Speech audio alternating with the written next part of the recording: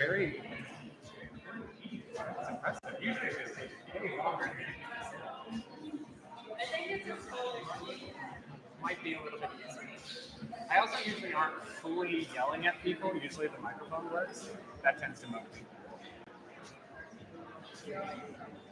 Okay.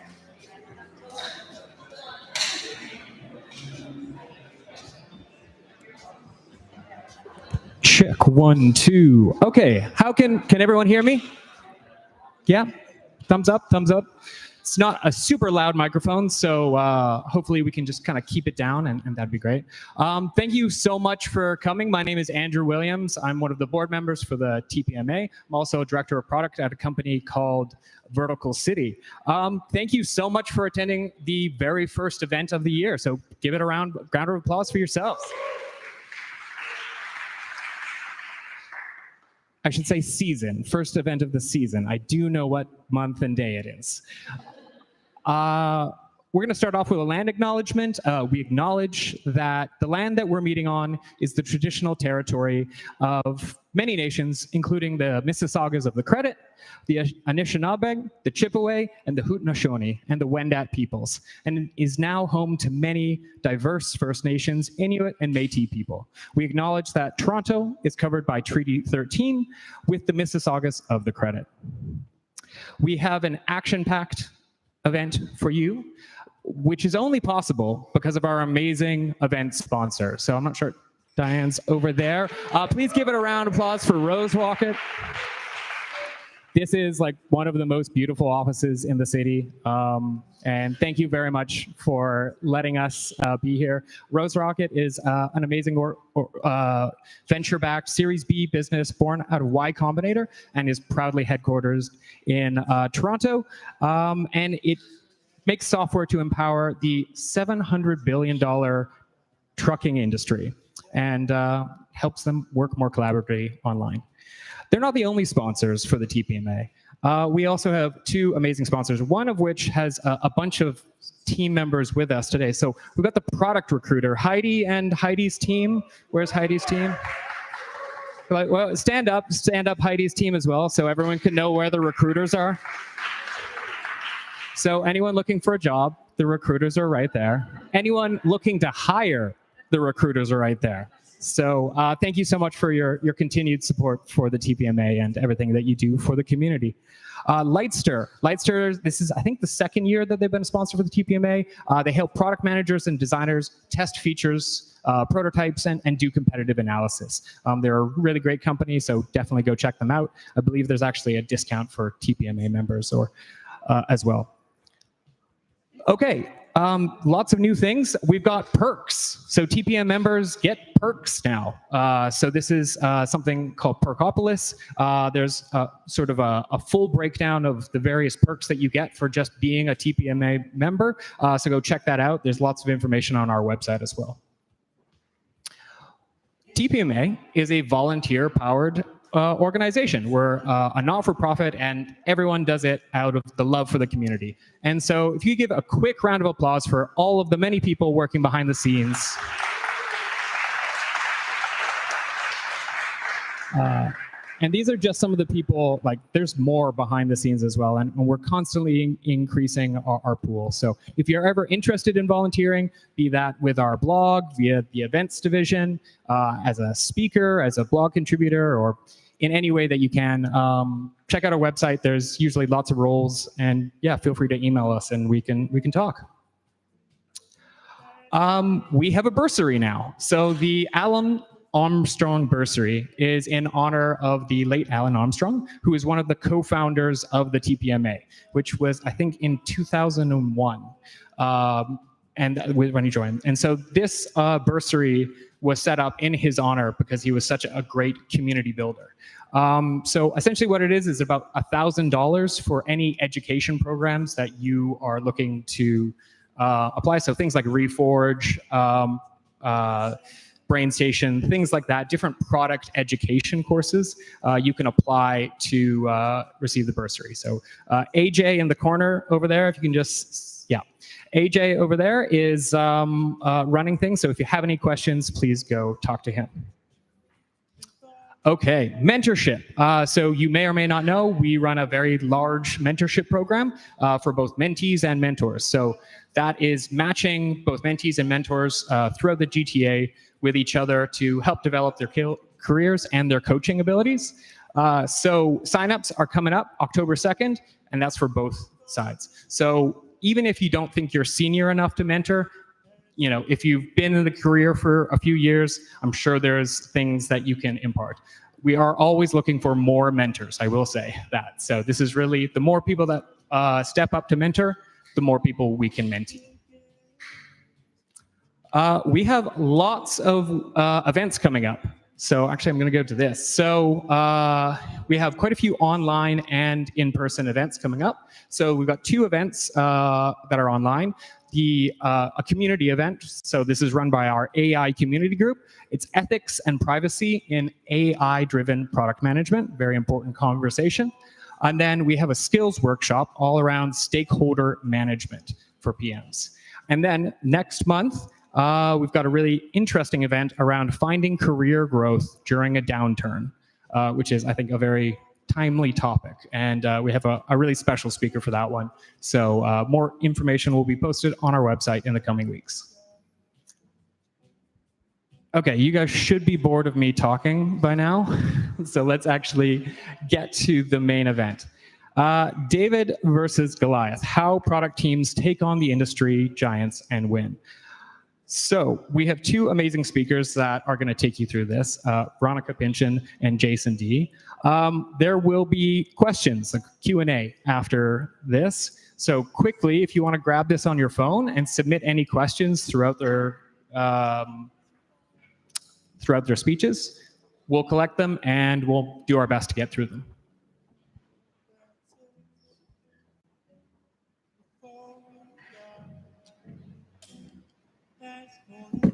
Okay, so I'm going to start this off and introduce Veronica. Veronica is a CPO, a fractional, sorry, I'm going to get my full notes so I don't butcher this too bad. A product advisor, an entrepreneur, and a fractional chief product officer. She's had significant roles at some pretty amazing companies, including Google, Mixpanel, Sidewalk Labs, and Wealthsimple. And she holds a software engineering degree from McGill, as well as an MBA from Harvard.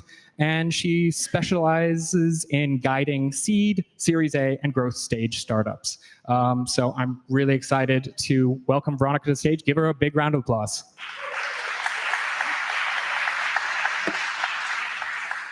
Do I need to use the microphone?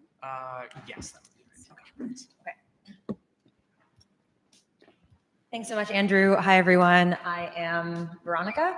I already got my introduction, so I won't spend too much time on this slide, but I'm a fractional CPO at the moment. Right now, my role is with a company called Koeski, which is a buy now, pay later Mexican fintech unicorn.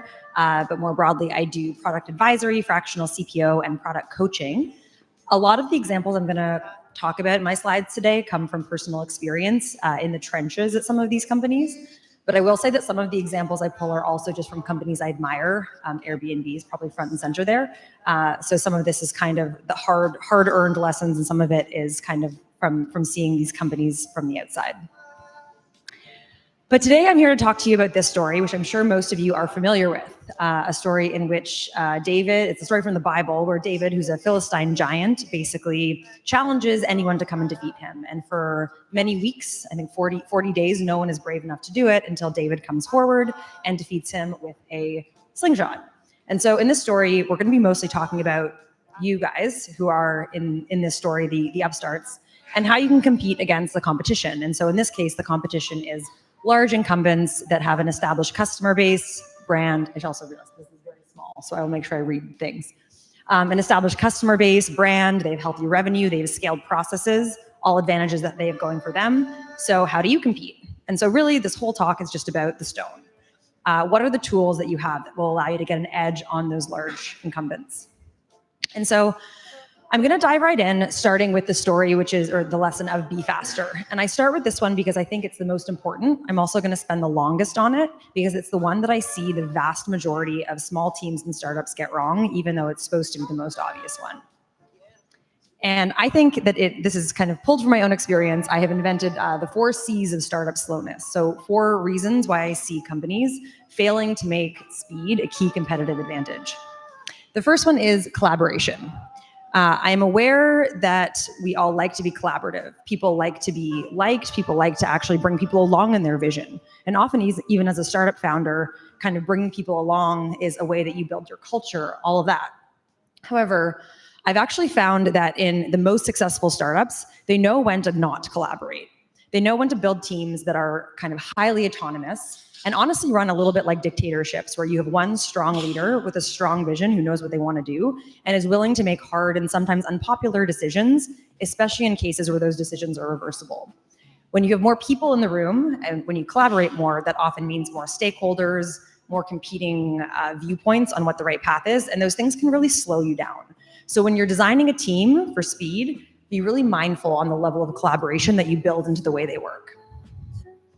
Second the second C is customers. As this one is probably the most controversial, especially in a room of product managers, where literally your job is to listen to customers. And I really do believe that deeply understanding customer problems is kind of the very core of what we do, why we love product management, et cetera. But again, I think when you're optimizing for speed, listening to customers too much or over-indexing on customer feedback and market feedback can be really detrimental to the speed. If you have too many conflicting requests from customers, sometimes that can end up slowing you down. So again, when I see especially very early MVPs be most successful, it's when you have one person who is deeply grounded in the market and the problem that you're solving and has a clear vision and just sprints towards that vision with actually not a lot of customer feedback points until there's something actually live that can be in customers' hands and tested.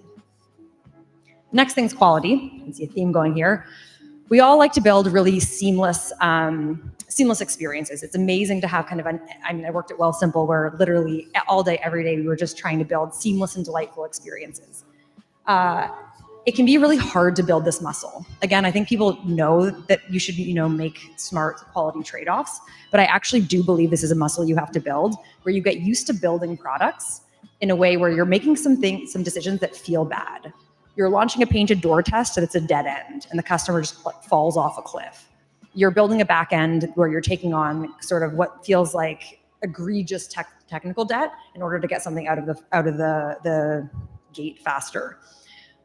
Being able to kind of practice that muscle on when to launch, objectively poor quality user experiences, poor quality technical solutions is something that I think all PMs, and as you get kind of higher in your career, you have to focus more and more on being able to make those hard quality trade-offs. The last one is confidence. This is one that I see as a bigger issue actually more frequently in seed and series A pre-product market fit startups and concepts. So it's kind of targeted more at that group.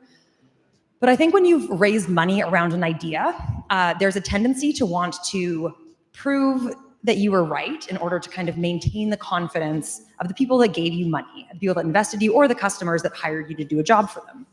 And so often I see startups being slow to realize that their path isn't working because they don't want to admit to those people who, whose admiration and kind of confidence they're looking for, that they're on the wrong path. That means they end up sacrificing the long-term viability of the thing they're building in lieu of kind of short-term confidence. And again, everyone loses. So 2 examples, both from Wealthsimple, of getting it right and wrong. And I actually like kind of this example because it shows that even within a company, it can be easy to fall into in the same company, it can be easy to fall into these traps. A good example of getting this right was the first launch of Wealthsimple Trade.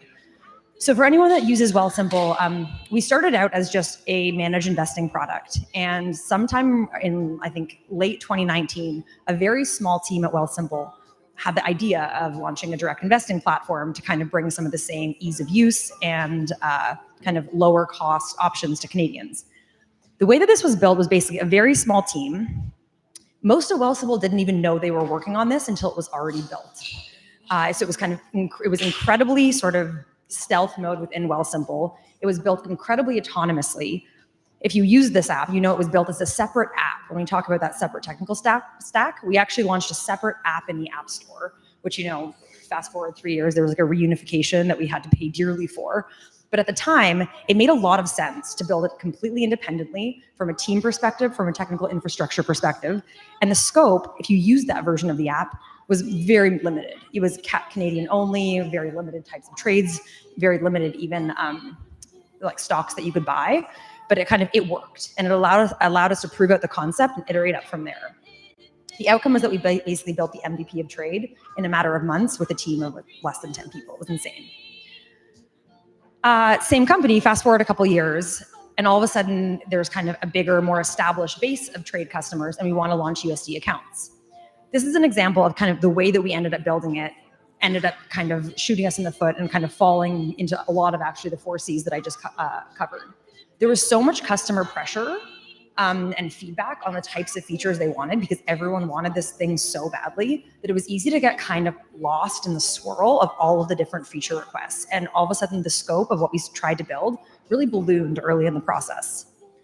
We also wanted to build a really great technical solution because we were anticipating this massive scale of usage out of the gate. So we started over-engineering the actual backend to actually support this future that we envisioned coming. And because USD accounts were such a huge deal for our customers and for our business model, which I'll talk more about later, there were so many people involved in decision-making for this project and on every level: business level, technical level, experience level. The outcome of this was that about 6 months into trying to build this, we essentially did a hard reset on the team and kind of completely revamped how we decided to build it. The outcome of the overall project ended up being successful, but we kind of not before we'd spent several months sort of floundering in at least 3 of the 4 C's, and lesson hard learned. And it shows that even once you've gotten it right once, you have to kind of keep reminding and practicing some of these things because they're very easy to slip into. Okay, the next couple lessons are faster. Again, that was kind of the biggest and most important one. If you remember nothing from this talk, please, the 4 C's. Next, don't reinvent the wheel. So people often think that plagiarism is a bad thing. I really believe that imitation is the highest form of flattery. And I think that the best product managers and the best designers know how to strategically copy and really leverage some of the best experiences that are out there to get to the first version of things. This can be done at 3 different levels. This can be done at the entire company level. You can copy an entire company. I'm going to give you an example of one of those. You can copy at the feature or the product level, so copy like a product experience, or all the way down to a feature level. If you want to build, the ability to filter a list in a map view, there are companies that have solved this. And when you're building something for the first time, there's a real tendency to want to kind of start from first principles, innovate something totally new. I beg you, do not do that. And I'm going to tell you a story of a time when I worked at Mixpanel, and I actually ended up on kind of the wrong side of a company that copied really, really well. So when I was working at Mixpanel, we were the name in product analytics, like clear first mover, like huge first mover advantage. And then along came a company called Amplitude. And Amplitude built basically the exact same thing that we had built. But they built it with the benefit of hindsight, which meant that they architected the back end to actually be way more efficient and way more flexible because they knew exactly what they were building before they started out. And they also were able to undercut us on cost because they got there a lot faster because, again, having perfect kind of vision and visibility of what you're building allows you to do things more efficiently. Their UI, like I worked there, and I don't think I could tell you which of these is which. And honestly, it worked. They ended up in a really strong position. I actually love Amplitude as a product now and use it with some of my clients. Mixpanel is still great. But this is an example how you can at a company level copy everything from like the UX to the business model, and it can still work. You can still end up with an edge over some of these companies. Other examples of doing it at the product level, when we built the first version of the options trading flow at Wealthsimple, there was no real reason to start from scratch. Look at some of the best options trading flows that exist on the market. Take inspiration from that, use it as your baseline, and then iterate up from there. So I actually think that Wealthsimple ended up launching a better UX than Robinhood because we had that as our starting point. We could actually then go do user testing around that, figure out how to kind of make it even more intuitive, more usable, et cetera, and have that be sort of the worst case scenario is that we're as good as Robinhood, and that's like a pretty high bar. Next, doing things that don't scale. This one I think actually like big and companies or teams at small companies and big companies can really, you definitely can't read this. teams of big companies and small companies can kind of equally benefit from this. But this, which you can't see, is actually a text from Mike Katchen, who's the CEO of Wealthsimple. It's actually not a text from him. I wrote it myself, but this is a true story. Just couldn't find a screenshot of the original. Where when at the beginning of Wealthsimple in the early days, he would text every single new Wealthsimple customer, essentially thanking them for trusting us with their money, welcoming them to the platform, and leaving them with his personal number in case they had any feedback they wanted to share. When you do things like this that are highly personal and magic and maybe not scalable, especially as a startup, you can create a highly loyal, basically customer base of advocates who will refer customers to you. They'll be passionate users who will give you feedback on the product. And they'll also be really forgiving. So if you have the inevitable shutdowns or outages, or if you kind of make a misstep on pricing or something, the amount of goodwill that you can earn early on by creating these magical experiences is for kind of one big benefit of doing this. The other big benefit is that it allows you to actually, if you do things that don't scale, and then walk it back into something that does scale, I think you can ultimately build a much better user experience. The other example here, I mentioned that Airbnb is a company that I really admire. And you can look this up on the internet. If you ever look up Airbnb's 11-star framework, they're kind of famous for this approach to product, where they basically visioned out a version of the Airbnb experience that was completely impossible to actually offer to every user. And they did this both in a kind of a conceptual way. They actually also brought it to life. There was a guy named Ron that they basically built his kind of dream trip to San Francisco and changed his life with this like absolutely magical trip. They could never offer to every Airbnb host, or not host, whatever, traveler. And once you've kind of envisioned that, then you can look at the elements that are the most important, and you can start brainstorming around how do you take pieces of that magic and actually bring it back into a way that scales. And you can learn so much about what kind of makes a really magical experience from that, and then bring it back. When you're a small company or a startup, you can do these things with a lot less kind of impact on your brand or commitment involved as well, which gives you a big advantage over bigger companies. Number 4 is looking for market blind spots. This one I think is also pretty clear. I think there's a couple examples I can give here. One is, the overall ethos of this one is that when companies become a certain size, it's just not worth it for them to go after certain markets. Even if they see sometimes they just don't even see the market as an opportunity. But in many cases, even if they see it, it's just not worth it. They can't justify the ROI because of kind of the scale of the rest of their business. And actually, like when I worked at Google, people would always say, we don't get out of bed for anything less than a $10 billion market. Like that leaves a huge amount of green space for startups that are going after the up to $10 billion market, because that's a really great business. And Google just, very explicitly said, we don't care about those markets. And so it's looking for those markets and figuring out how to build for them. At Airbnb, it was kind of very famous for going after, it was travelers who are looking, I can't remember the exact wording, but essentially people who are looking for more kind of a local experience. So travelers who want to kind of be more, embedded in the cities in which they're traveling. And if you look at that market, that doesn't seem like if you're a hotel chain, that doesn't seem like a super attractive market. And if you actually think about, creating these different spaces embedded in different apartments, like nothing around that product makes sense if you're any sort of classic hotel. Airbnb found a kind of niche there, which at the beginning seemed pretty small, like the number of people that want to pay somebody to stay in their home. That didn't seem like a huge market.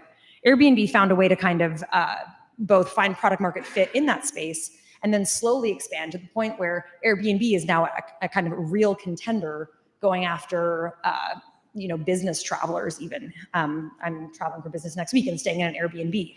If hotels had realized at the outset that Airbnb was going to become that, they started looking like a huge threat. But Airbnb was able to fly under the radar for a really long time because no one believed that could ever happen.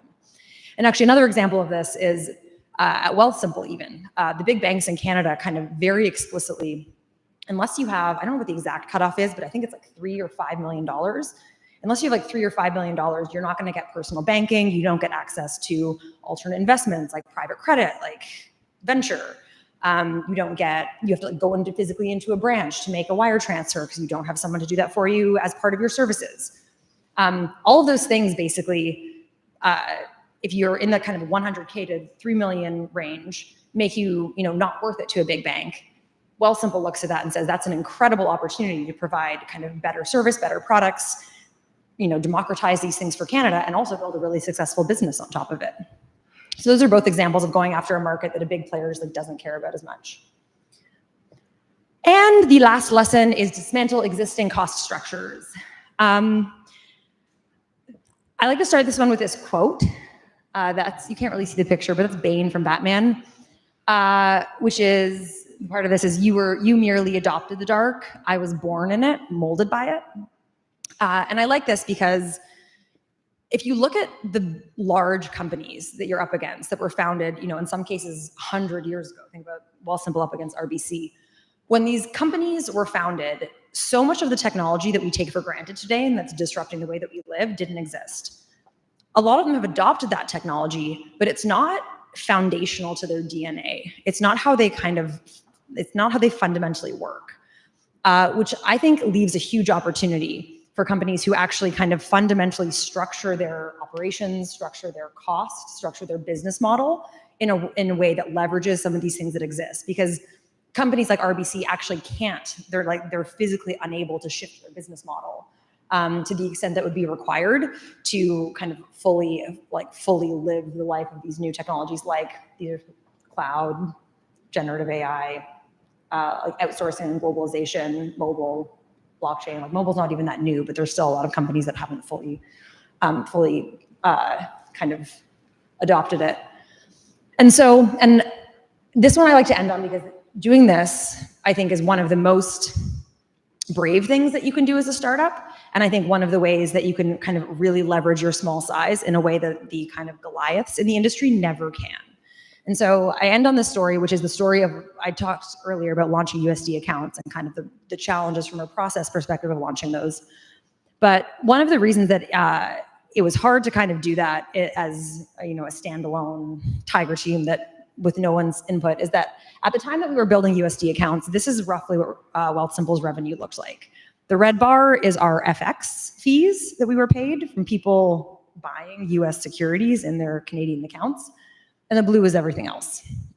So you can imagine that when we decided to build USD accounts, which essentially allows you, if you deposit USD directly into Wealthsimple, it means you can essentially do all of your trading paying us literally not a cent. This was a really scary and hard thing to do. And this is something that, frankly, the big banks could never do.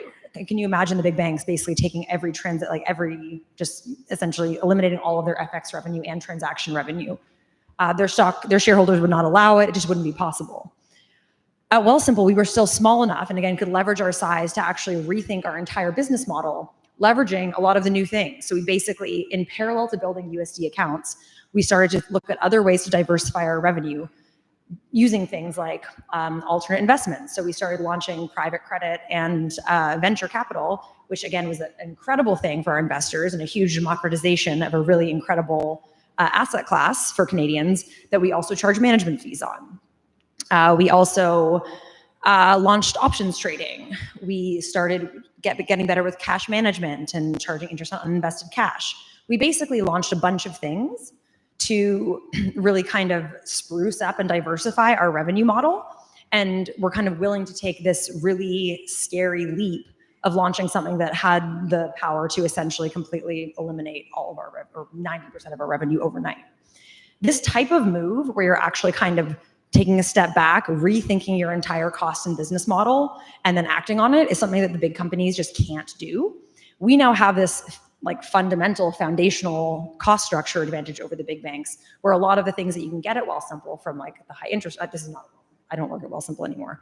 The high interest rates, et cetera, is literally impossible for these companies to provide. And so if you think about your role as David in the David and Goliath story, that's a persistent advantage that you now have over those larger players as you grow.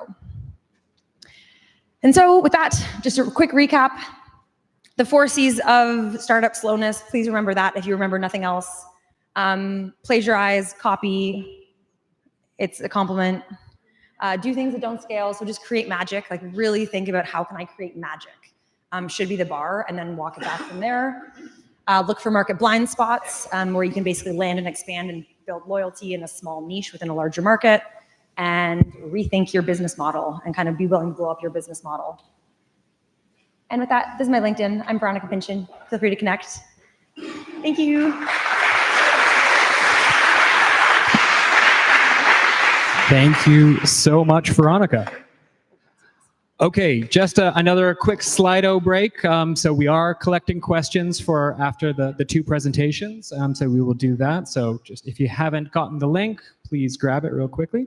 And while that, I'll introduce Jason. Jason was formerly the Senior Vice President of Product at Uberflip, and he's moved on to something new, which can you talk about? Yeah, sure. Okay, great. Maybe he'll talk about it. He specialized in identifying, validating, and scaling product market fit. And before joining Uberflip, Jason played a key role in the successful sale of Honeybee Benefits and Benecaid to Green Shield Canada in 2020.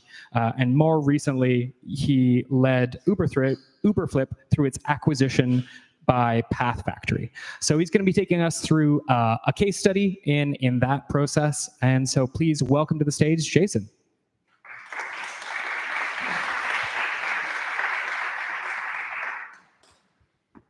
Cool, thanks.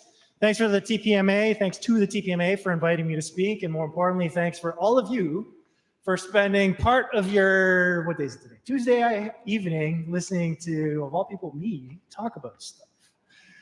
So today, I'll talk a little bit about myself, a little bit about my background, maybe why I have some interesting things to say. I'll talk about a particular stop in my career and the background and the thesis that we had in that particular market, which was insurance. Talk about the personas and problems that we identified in that insurance market and the opportunity that we tried to tackle with a fairly differentiated solution. And then I can look over here too, and I'll end with some takeaways, and I'll be pretty quick. But hopefully you have questions, because answering questions is far more interesting than listening to me blabber on. But who am I? Andrew gave me an intro, so I can probably skip through this, but long story short, I've been in the tech community. I've been working in tech for close to 20 years now. Believe it or not, I have a very exceptional skincare routine.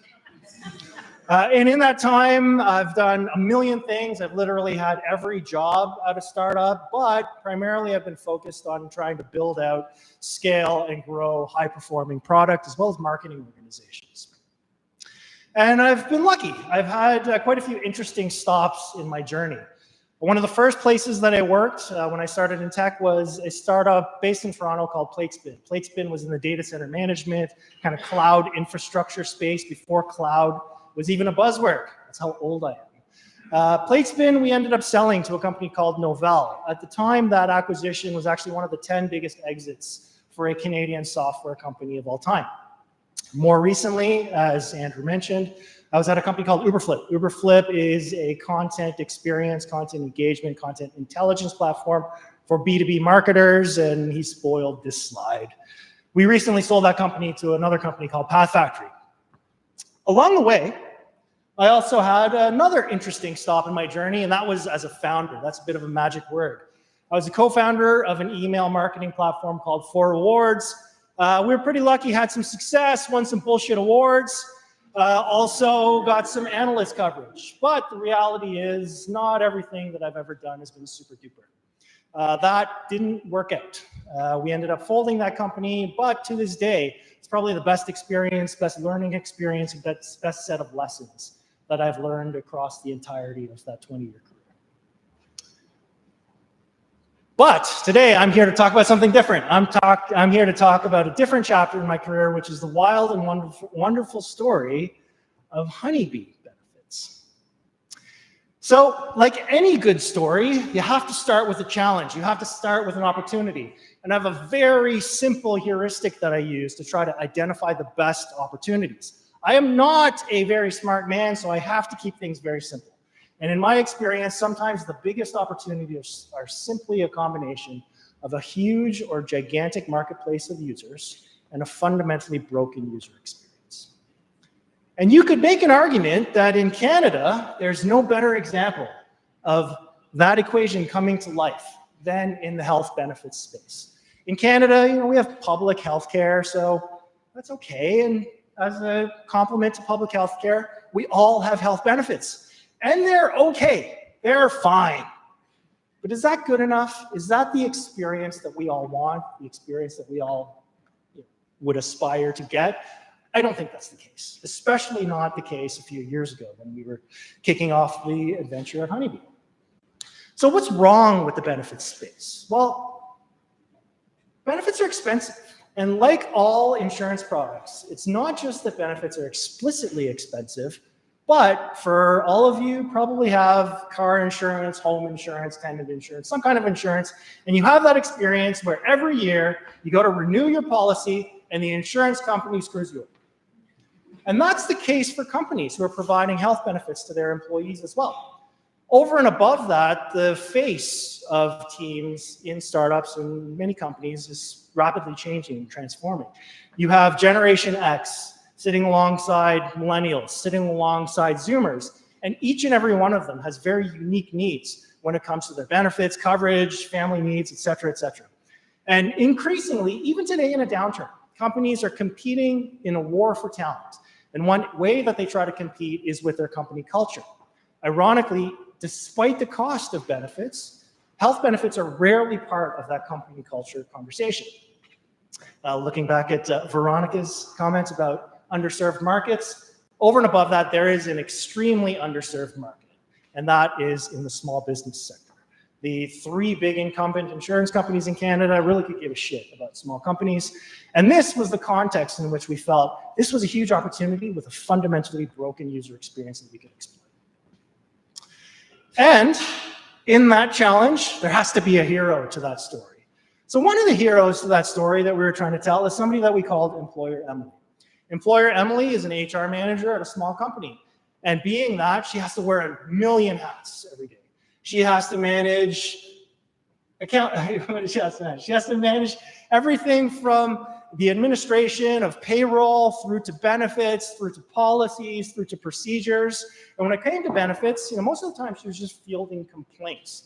So it wasn't something that, despite the amount of effort and the time that she spent put into negotiating and planning the benefits plan, that she was really getting much credit for. In fact, it was the opposite. She was just getting a lot of complaints and people coworkers not understanding and frankly not appreciating the benefits. As an aside, I have a friend who's a founder, a multi-time startup founder, and he has this idea, this concept that he uses to evaluate the success of his company, and he calls it the beer test. And how the beer test works is, imagine you just got a new job and your friends invited you out for a beer or some other beverage where you were in a social interaction and you got that question that you were expecting, how's your new job? And the way the beer test works is, how long is the answer to that question that you have? How many bullet points do you include as to reasons why you took that job and enjoy the new job that you're at? And 100% of the time, the benefits that Emily had negotiated, we found, is never part of the beer test answer. Here's another hero to the story. We'll call him Employee Eddie. He's one of the people that's having a beer, not talking about benefits. And for Eddie, there's a good reason why. He, frankly, was fairly ignorant about his benefits plan. He didn't know what he was covered for. He didn't really care. Went to the dentist. He's going to the dentist. They make his mouth hurt, and that's about it. And part of that is because of, again, the experience of benefits. A big PDF, big list of insurance terminology, or a website that looked like it was created 20, 30 years ago just didn't inspire him to learn anything else. So for him, benefits was a checkbox. Sure, I guess it's hard for Emily, but I don't really care. And if I'm out for a beer with my friends, that is definitely not something I'm going to bring. So that was the genesis of our differentiation and our idea. With Honeybee, we wanted to approach things totally differently. We wanted to make a plan that was a little bit more consistent and predictable for employers. By that, we allowed them to create a wallet or a budget that every employee could use on an individual basis and personalize their benefits so that they could actually have satisfy the needs that they had that would be different and unique compared to their colleagues. We facilitated that, or we allowed this with a digital health spending account so that each and every employee could spend their benefits dollars and purchase the specific insurance coverages that would be best for their particular needs. And we also extended out benefits by including what we called an allowance account or a lifestyle account to expand the scope and the definition of benefits to include stuff like a gym membership, or maybe a bus pass, or pet insurance, or whatever it is under the sun that you wanted to include that could be an employer-provided benefit. And over and above that, we also delivered it in a modern way. We had a user experience that allowed us to stand above and beyond every other benefits provider in Canada by having an end-to-end digital solution. Every phase of that journey, from Emily setting up the benefits to enrolling into your benefits as an individual, through to the day-to-day experience, and also, most importantly at the time, we were the first benefits provider to leverage and use the mobile experience as the primary interaction point for all users. We also had a few learnings and aha moments along the way. One of the most interesting things was something that we kind of recognized and acknowledged at the beginning, but didn't realize the scope of. And that was one of the reasons why people hated benefits is because people hate insurance. And one of the reasons people hate insurance is because it's really confusing. But not just that, it's not confusing, it's actually intimidating. So having a flexible, easy to understand, and easy to use digital platform actually unlocked a new differentiator for Honeybee, which was using Honeybee as an actual education platform, teaching our users about the ins and outs of insurance, teaching our users about the ins and outs of their coverages. Here's a great example. One of the most frequently asked questions, one of the things that pissed off coworkers would email Emily about all the time was, why are you taking a deduction out of my paycheck for short-term and long-term disability? Well, there is a reason. And the reason why that premium has to come out as a payroll deduction is if you ever need to make a claim against your disability, if the employer has paid for it, you have to pay tax on what you get paid out. If you have paid for those premiums, you actually get that money tax-free. So that's to your benefit, but that's something that nobody really understood. And one of the reasons why they didn't understand is because that information was buried deep in a printout somewhere, a PDF somewhere, etc. So that's the kind of information that we exposed very freely, easily, and made it accessible in the Honeybee platform. Our team also evolved. Initially, we thought the reason why insurance sucks is because insurance administration sucks and the guts of insurance sucks. All of that is true. But one of the things that we realized, back to that education opportunity that we took advantage of, was it wasn't just the guts of insurance that sucked, it was the day-to-day interaction of users that really sucked. So as a product team, we started to really lean into the user experience, make bigger investments in the user experience, and as professionals, started to really lean into primary research. We became power users. Bon, I don't know where he went. He might be lost in the pizza. He actually sat next to me at Honeybee, so he can tell you the half-truths that I'm telling you guys about. But regardless, he probably has never had so many massage treatments in his life in those 5 years. Because we had to be power users. We had to use the product and the platform every single day. And in doing that, we were customer zero. And as customer zero, we found all the nooks and crannies and every single wart in the platform.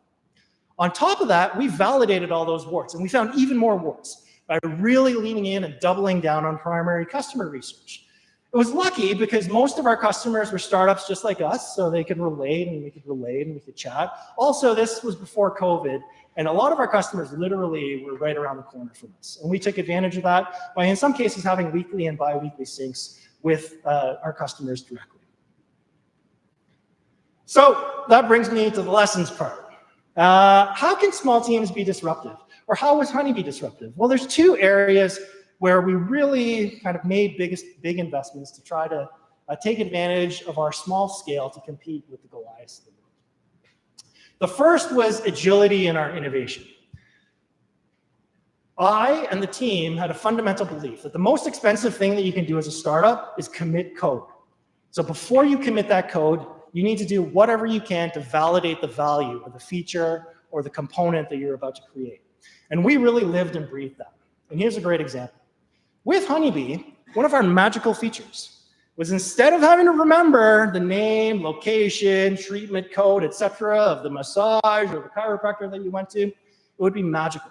Instead of doing any of that stuff, all you had to do was take a picture of a receipt, and Honeybee would magically allow that claim to go through and transact that claim. So to deliver on that feature, for the first year or so, every time one of those receipt photos hit our servers, we would frantically behind the scenes take the data and manually type it in to our adjudication system. But you know what? For customers, they didn't care. It worked. It was magical. Just so happens our fingers got kind of tired.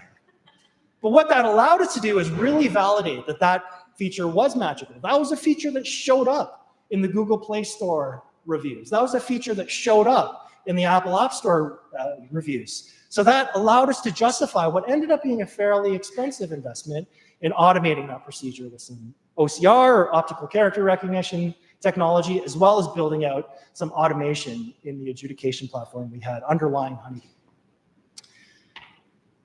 The other place where we had agility, or we tried to exploit an agility advantage, was in our distribution. In our hearts, or at least in my heart, I believe that Honeybee was a software company, right, Bon? And as a software company, we could think outside the box of insurance. So one of the things that we did is we actually partnered with other software companies. We partnered with ADP. We partnered with Humi so that we could bundle together a software combination that was above and beyond anything that an insurance company could provide. We were offering an HR platform, an HR solution from end to end. And that's something, again, that in the DNA of Manulife, or in the DNA of Sun Life, that just wouldn't compute. It wouldn't make any sense at all. Likewise, back to underserved markets, we also exploited some agility when it came to some of our distribution partnerships themselves. A great example of this is we partnered with 111. 111 is still today probably one of the foremost incubation or startup accelerators in Canada, and we partnered with them, ultimately becoming 111's validated and kind of rubber-stamped benefits platform for that community of startups across Canada. Oops. Oh, I see, I pressed up.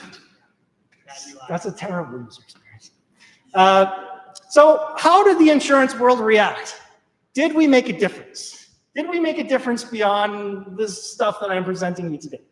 And yes, I think we did. The first impact that we had is today, even the studgiest of insurance companies in Canada have made much greater investments in their user experience, and in particular, in their mobile and online experiences. And I think that's something that Honeybee was at the forefront of, and that's a contribution that we made that has benefited all Canadians, regardless of if they used Honeybee or not. Likewise, lifestyle benefits are no longer a weird thing. Lifestyle benefits and benefits covering anything from a fitness membership to a transit pass to extended insurance products beyond health benefits is something that's become more and more common in the benefits industry and more common in plan designs that we'll see from, again, some of the legacy insurance companies in Canada as well. And then finally, the biggest impact we've had, and probably the best validation, is we were acquired. We were acquired by Green Shield. For those of you who are unfamiliar with Green Shield is the fourth biggest insurance company in Canada. So that was a great validation for our team that not only were we on to something, but people were noticing. And today, in case you're wondering, Honeybee does live on, and it is one of the foundational components of Green Shield's small business platform.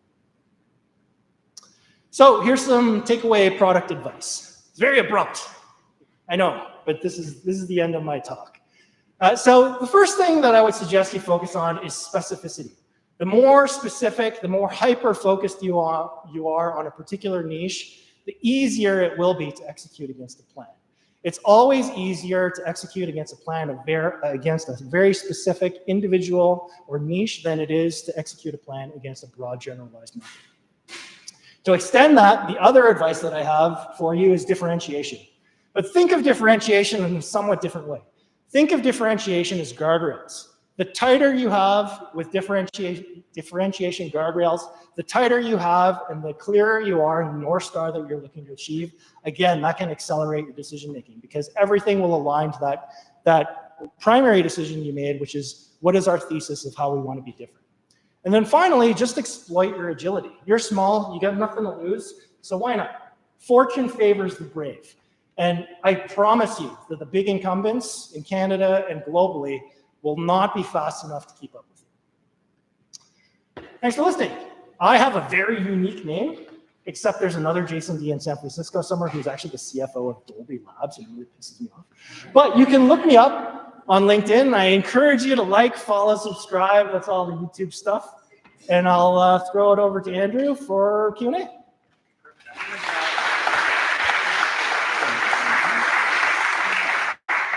I'm just going to grab some chairs, and then we'll do some Q&A real quick. So meanwhile, please, get your questions in. Please vote on any questions you want to see.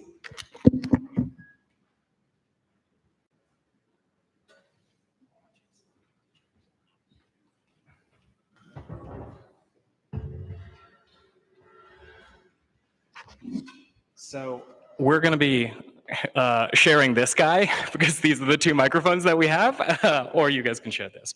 I'll just pass this over to you. I'll use the big fat one.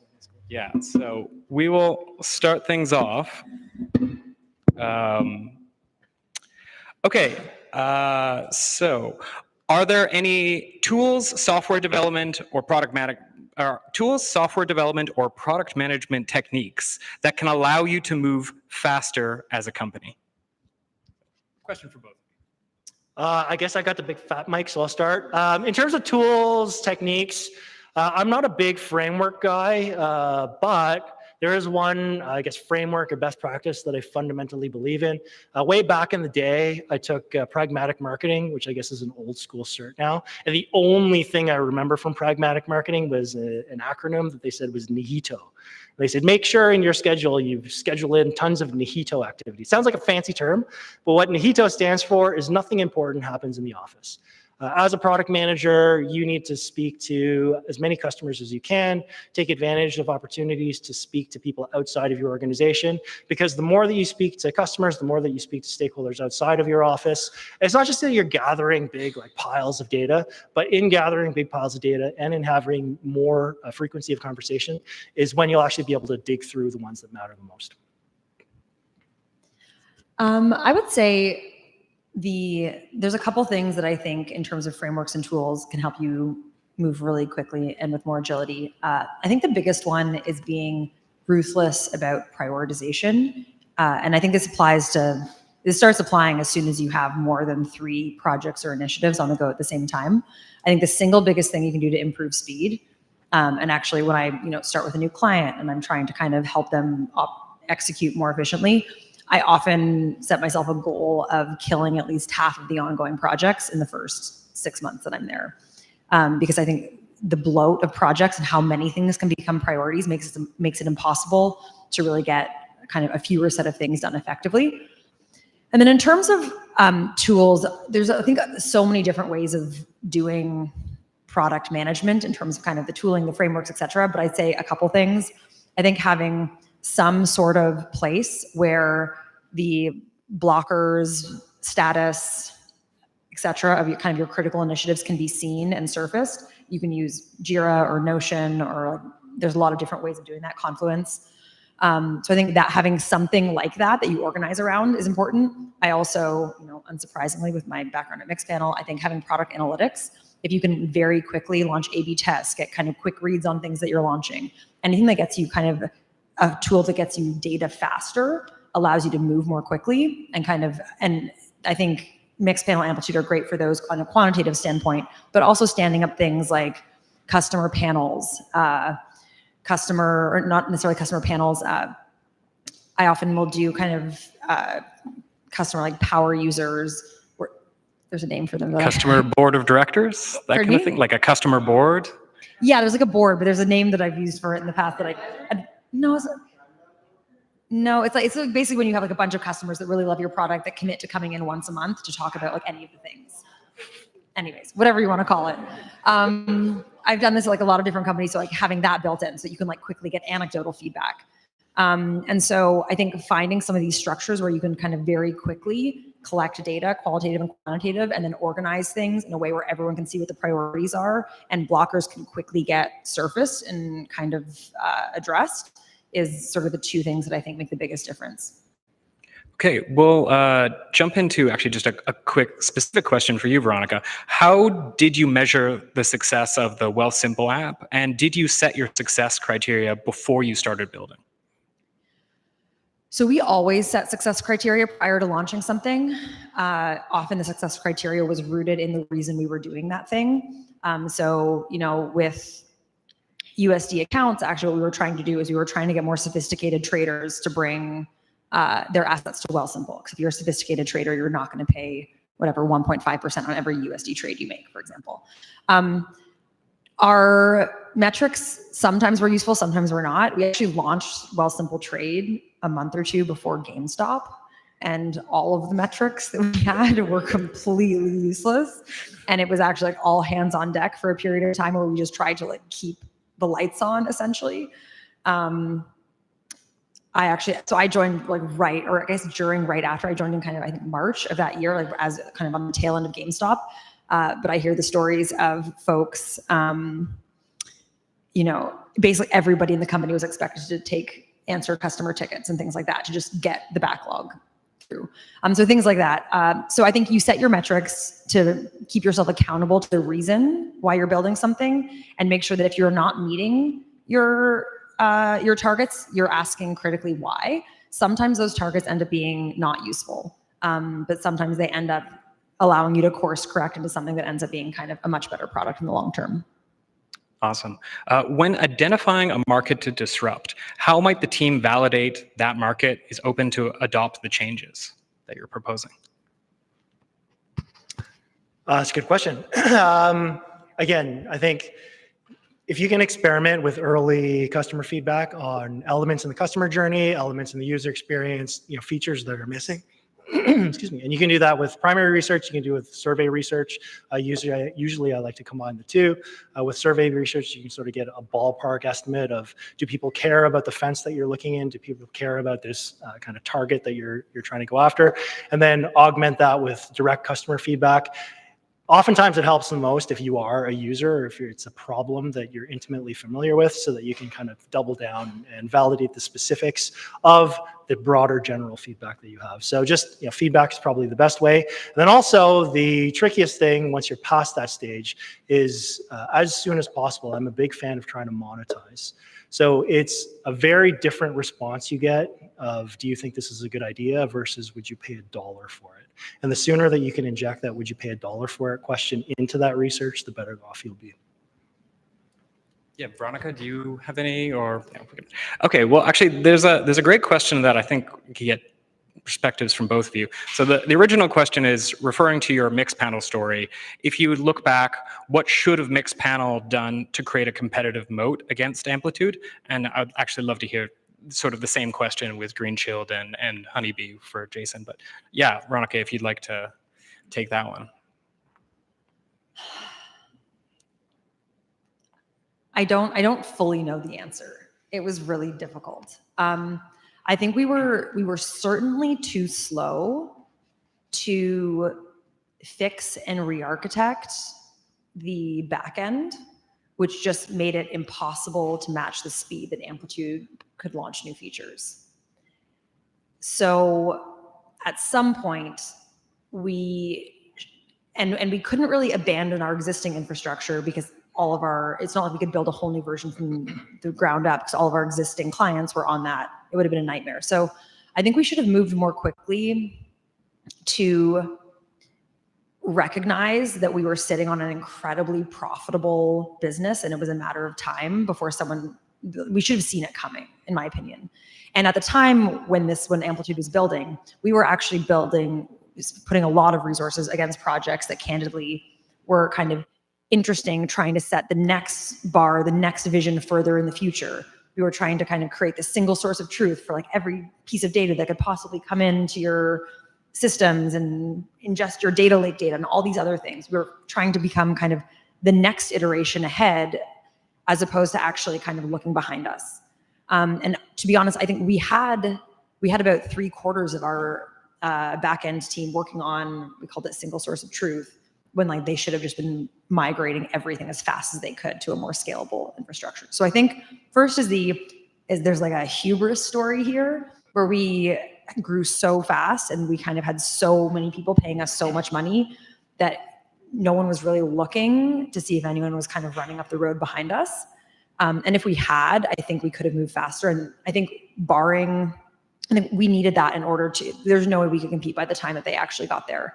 So I think that's probably the single biggest thing. There also are some markets where moats are tough. Like even today, like amplitude and mixed panel, there's not really, like they're kind of equivalent. And now there's kind of other companies coming into that space. There's not actually a lot of competitive moat, especially with folks like Segment that makes switching really easy. There was a period where switching cost was really high, but even that's not true anymore. So there also just are markets where, you know, it's a bit of a race to the bottom in terms of the economics. And so also just being mindful before you start, are you going after one of these markets where the competition on cost is going to ultimately drive everything to kind of a common level?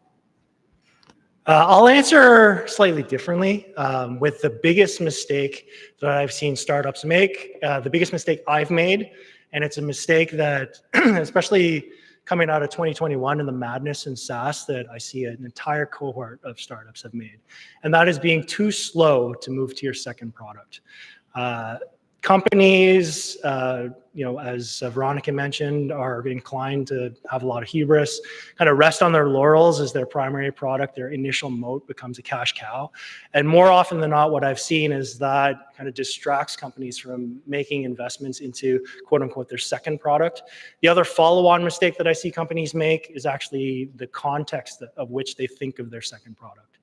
Far too many companies and organizations think of building out and launching a second product line as fries to complement your burger, which my experience tells me is incorrect, in that the way that you need to think about it is launching breakfast to go alongside your lunch. And the implication of that is the scope and the scale of what that second product can be, as well as, more importantly, the investment and the planning. There is a counterpoint to that one, which is that expanding or diversifying too fast can really shoot you in the foot. And actually Wealthsimple's expansion to the UK and the US that they then rolled back because they realized we were trying to do too many things in too many markets, can also kind of catch up with you. And so I think launching your, and actually even I have some other examples where launching your second product too soon when you have early traction, but you haven't really solidified it. So there's a delicate balance to be struck there. So maybe just along the same track, there's a good question here around allowing US trading securities for customers is kind of a classic innovator's dilemma, in that like, why did Wealthsimple investors allow it? And like, because it kind of would lose money. That's the supposition of the question. So Wealthsimple is a private company, which means we're not subject to our board. Wealthsimple has an extremely talented and thoughtful CEO who has kind of the full trust of the board, and they trusted him, Mike Cashin, to kind of make a pretty bold call. It was really hard and it was really scary the whole time. And it takes just a really great leader. Great. So going a little bit back to bigger picture, how do you do enough research and attain enough market intelligence and maybe confidence to catch the opportunities that your larger competitors might be missing?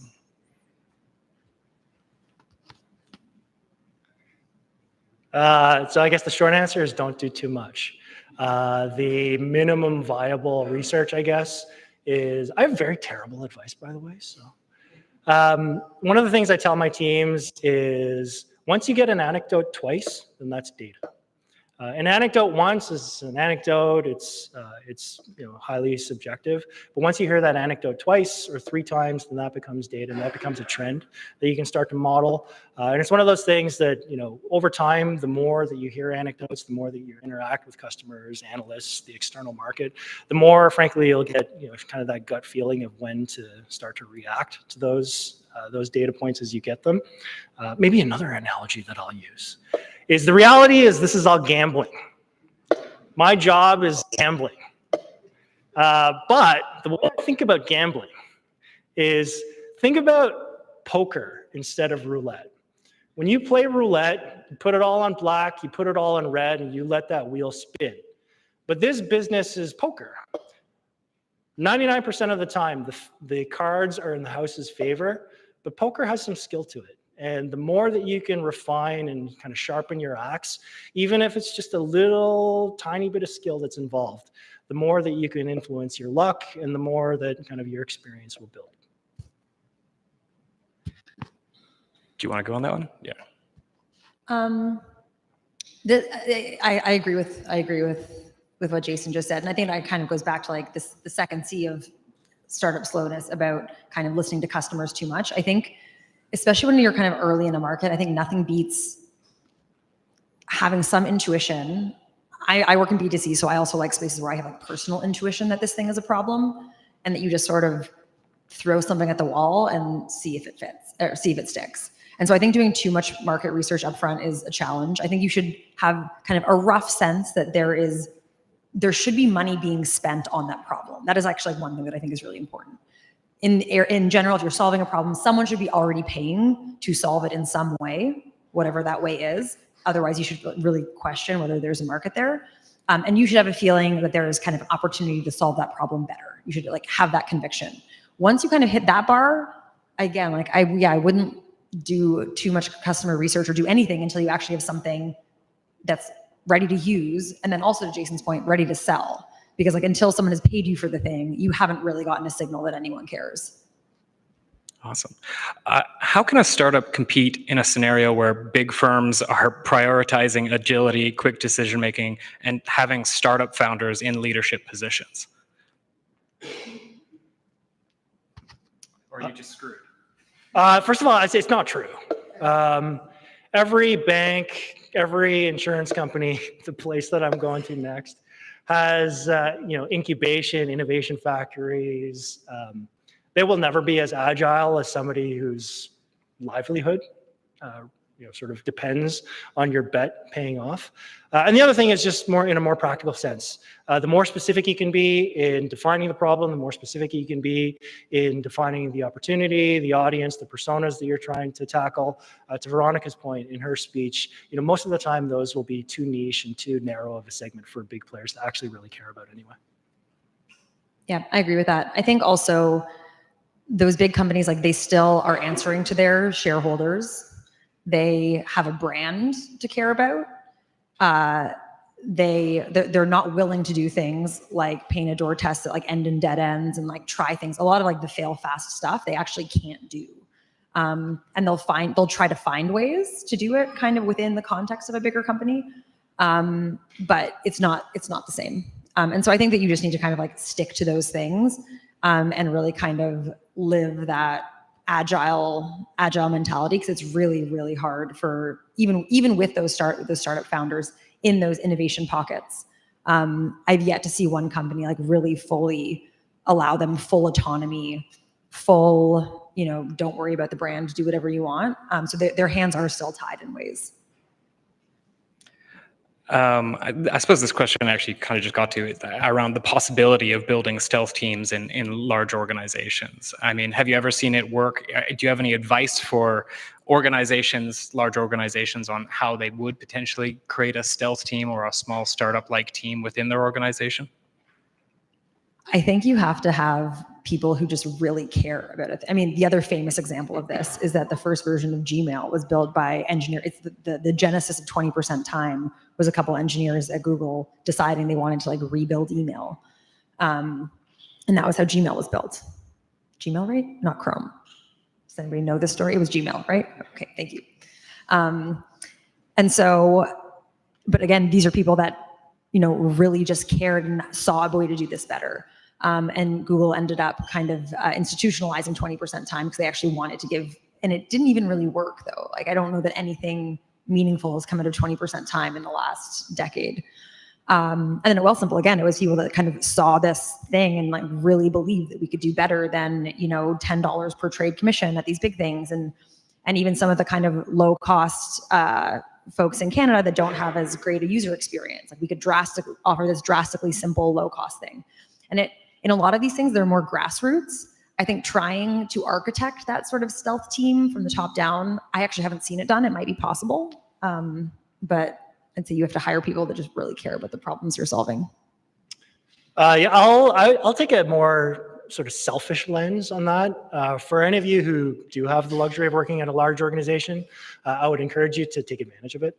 Large organizations, I believe, will be slower, but I also believe they'll have tons more resources for career development, for learning, for mentoring, for coaching. And as an individual, there's probably no better place to kind of formally educate yourself and invest in yourself than within the context of a large organization. And you can build out, your certs, you can build out your experience, you can build out your resume before you go out and take that $1 million line of credit with your house on the line. We're running out of time, so I think we'll maybe end with this one, and mostly because I really like the phrasing of it. From Greek mythology, what would you say rather than biblical, what would you say the clearest Achilles heel industry giants? What do they reliably do wrong? I think the Achilles heel of industry giants is they're industry giants and they make money. There is a exceptionally different psychology to I am making money and I have to, quarterly on quarterly just increase some of the growth versus the stress of having your bet have to pay off. And that is, that's something that only comes in very small organizations. You don't have to be a founder for that. Even in organizations of 100 people, 200 people, there is the stress of not being certain that the next paycheck is coming in. And it sounds brutal, but that is something that no industry giant will ever understand. I love that, but I'll part with something different just for variety. I think the other thing is that industry giants don't have is that you as someone who's lower in the organization, it can be very difficult to feel like you can ever really launch like the next big thing. Whereas, companies up to the size of Wealthsimple, like one person can actually make a huge difference and kind of very quickly get funding for a big new idea, like all the way up to the top, because the communication cycles are so much faster. And this goes back to having kind of like too many cooks in the kitchen or too many approval levels for projects. When you're physically fewer people, the amount of impact that each person can have and the way that you can support them and the kind of access that they can get to senior leadership is just so different from big companies. And so I think that results in a mindset shift. Like if you come in as an intern or a engineer and you see other people at the company, conceiving and launching things just because like they think it's a good idea and they're kind of celebrated for it and all of that, you kind of really feel and believe that you as an individual can kind of change the trajectory of that company. And that's where a lot of the agility comes from. If you see people that have been at the company for years struggling to get their things approved, which often happens at big companies, it creates sort of the opposite mindset. And so I think if you create like a whole team of people who really believe they can make a difference and that creates motivation to then make a difference. I think it just creates a culture where a lot of the things that we both talked through just come a lot more naturally. And with that, please give a huge round of applause.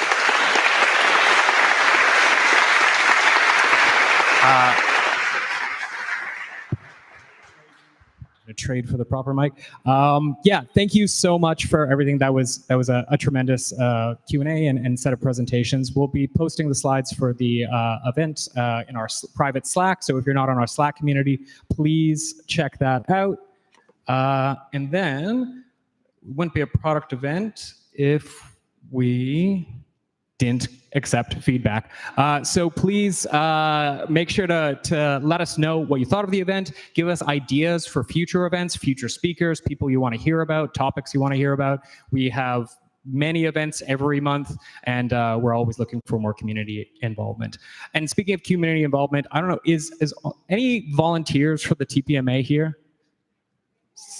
So anyone, hands up, round of applause for all of the volunteers. Yeah, like everything that we do isn't possible without community involvement and volunteers, so just really appreciate it. And with that, we're going to close things down for the night. You're welcome to stay. There's drinks and I think maybe some food remaining, and then we'll be wrapping up around 8:30. So thanks so much, everyone. Nice job.